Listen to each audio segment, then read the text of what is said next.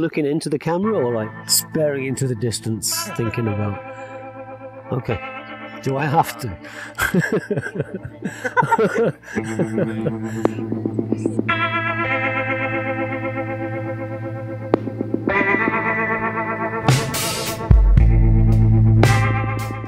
My name is Robert West. I first came here in 1990 and I stayed for 6 years. I was then away again for another 7 or 8 years. I've been back for must be 14 or 15 years since then. Well, when I first came, I was living in Izmir, teaching in a small dershane there. Sorry, but there's no English word for dershane, so I have to use that. And then I couldn't find a decent job in Izmir. A friend who was a student here at business administration recommended that I try it, and yeah, here I am. It's just such a beautiful place to live. I'm not a city guy. I don't want to live surrounded by concrete, and here I have a chance to be close to a city, but surrounded by this, it's beautiful. When it's quiet, it's wonderful. I mean, obviously it's never completely quiet. There's always the dogs or the birds, but that's fine. This is a natural sound. It's the idea that you can just walk away and not have to be in touch with anyone. Yeah, the dogs are wandering around at random times, and you can just find some peace here. It is, most of the time, once the festival's finished. There's a lot around. I mean, I hate to sound like an old man, it's not as good as it used to be. Before they built Teknokent and all that area over there, you would see eagles hunting. We don't see them anymore. The owls are not as common, but just up this section past geological engineering, there's quite a few snowy owls up there. What else do we have? Foxes, lots of foxes around. The dogs chase them all the time, never catch them. Lots of frogs, hedgehogs, snails when it rains, which is good, that feeds the birds. And yeah, nightingale season has just finished. Now, living down in the valley, we've been listening all night long to these nightingales singing away at each other. They've left, but today for the first time, the golden orioles are back. It's a type of bird. It's the Eurasian golden oriole. It's got a yellow body and black wings, but it has a very individual call. It doesn't sound like any other bird on this campus. It sounds like a jungle bird.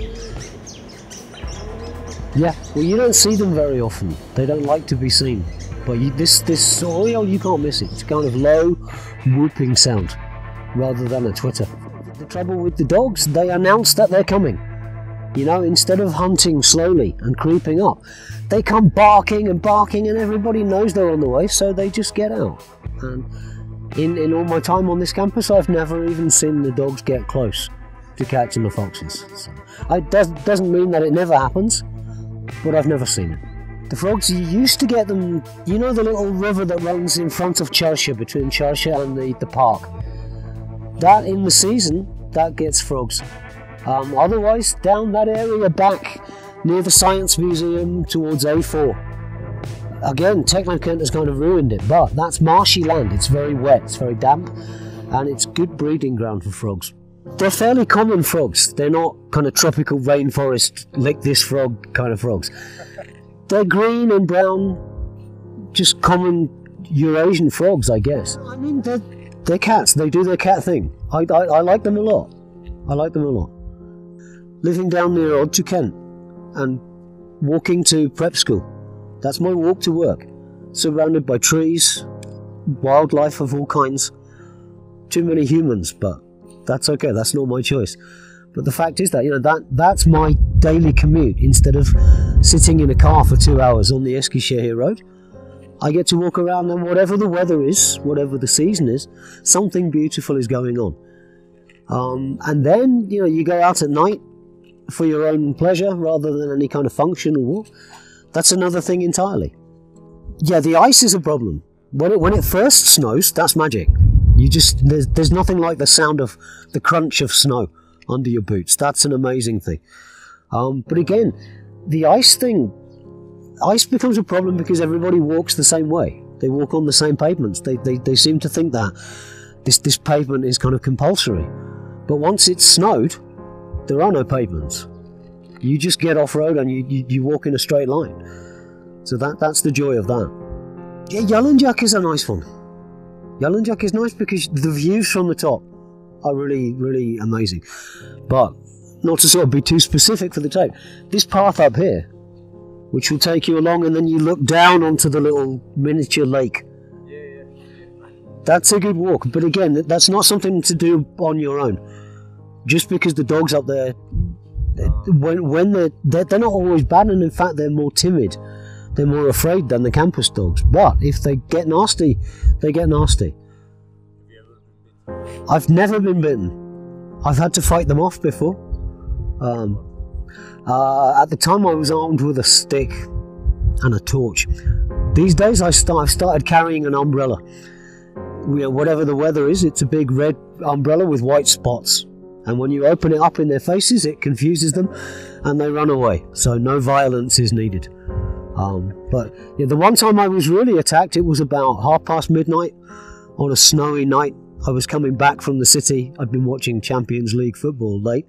And 3 dogs that, usually you can hear them, like I said, but these 3, they were hiding by Tubitak and they just went for me. And I had no choice but to just swing at them, and I hit one of them on the nose, and they ran away. No warning.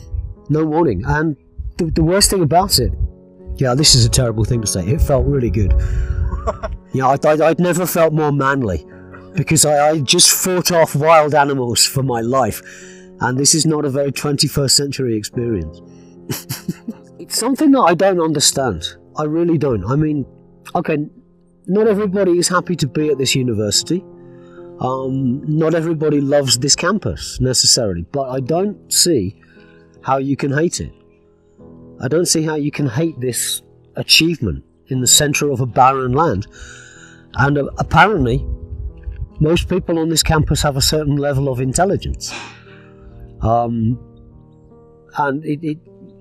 I don't get, is it bad parenting?